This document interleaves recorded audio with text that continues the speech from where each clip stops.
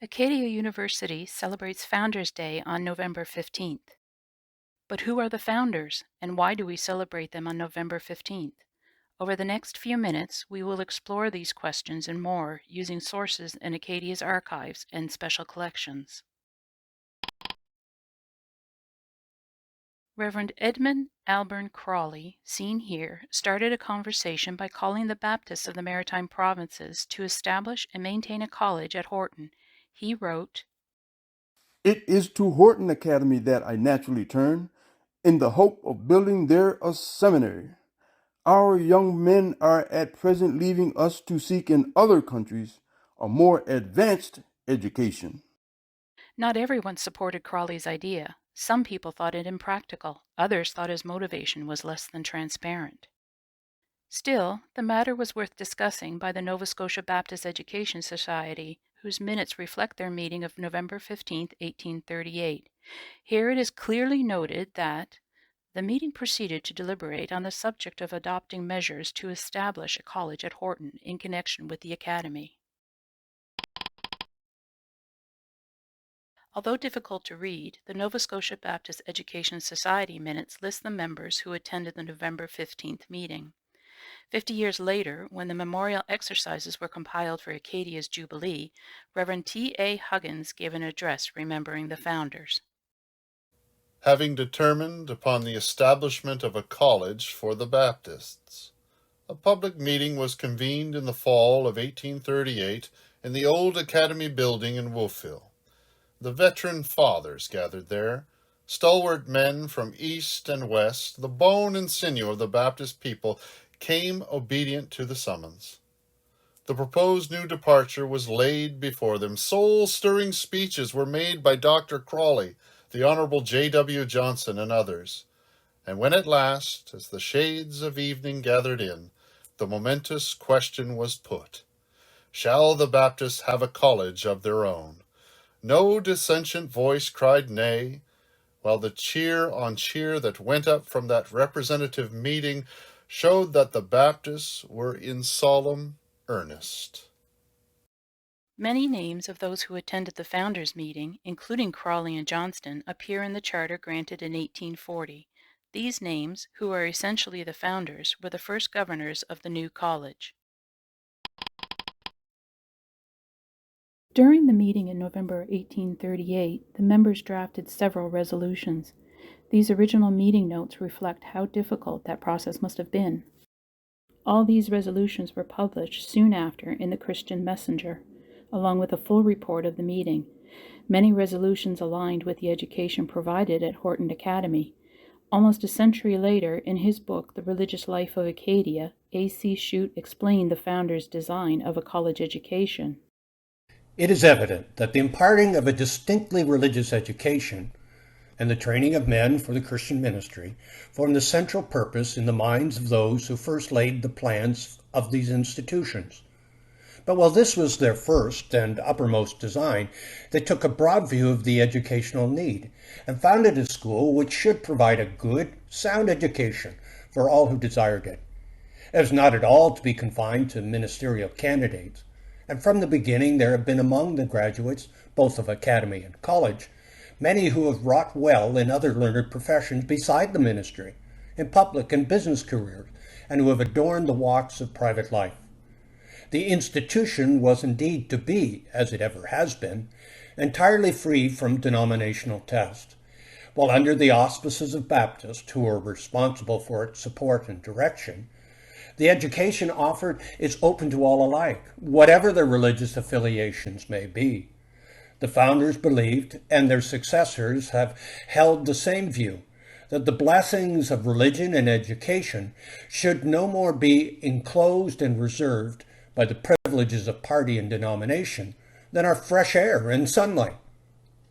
But while those entering college have had no religious test imposed upon them, the founders and friends have always proposed that the institution should be permeated by a wholesome religious atmosphere, not a mere formal and outward respect for religion, but something so real, positive, and vital that none could fail to see its blessed influence and power, whether yielding thereto or not.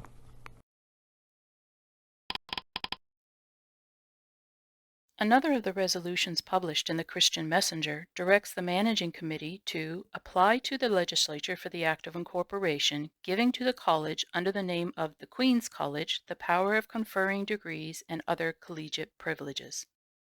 To start the process, a request for permission to designate the new institution at Horton with the name Queen's College was forwarded to Lord Normanby at the Colonial Office on January 18, 1839. But the process was not a smooth one. Lord Normanby replied on March 22 that the Queen could not approve the request without a departure from the established usages of her title, as it would give serious anxiety and pain to other classes of Her Majesty's faithful subjects. On receipt of the bill in 1840, the new colonial secretary, Lord Russell, replied that he agreed with his predecessor's objections. A reproduction of his letter, seen here, indicates that if the Nova Scotia Baptist Education Society found another name for the college, the act would be approved. Soon after, the name Acadia was selected. The Nova Scotia Baptist Education Society chose Horton as the site of the academy because it was in the heart of the Baptist constituency and conveniently located for students from both Nova Scotia and New Brunswick. The first classes were held in a building used by Horton Academy, established in 1828. The original piece of land, mostly shown in this image, was purchased for the Academy in 1829 at a price of £550. It was farmland consisting of 50 acres of upland and 13 acres of dike land. To take this picture, the photographer may have been standing on the ground covering the original college building. Printed sources indicate that the Horton Academy building was located approximately 200 feet back of where University Hall currently stands.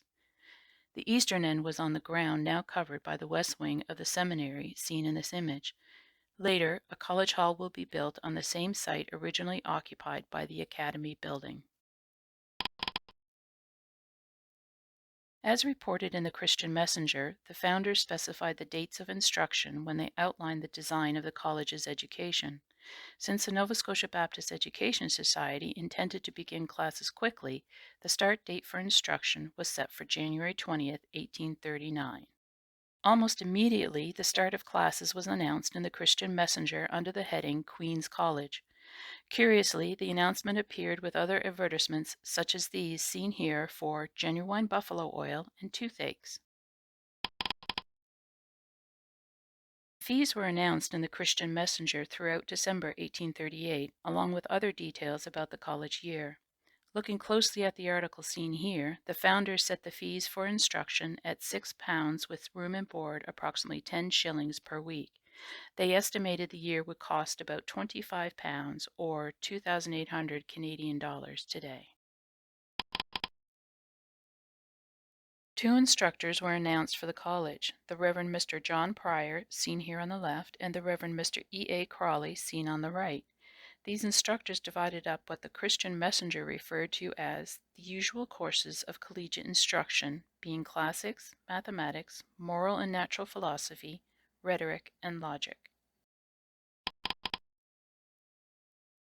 Remarkably, many of the books from Acadia's college library survive today. These examples, all bearing the college library bookplate, could have been used by instructors and students in those early classes. When reflecting on the curriculum, Acadia's historian, Dr. R.S. Longley, wrote, "The founders of Acadia wished it to be a college of liberal arts. The curriculum, therefore, in strict conformity with the age, was classical, but with the addition of rhetoric, logic, mathematics, and natural philosophy.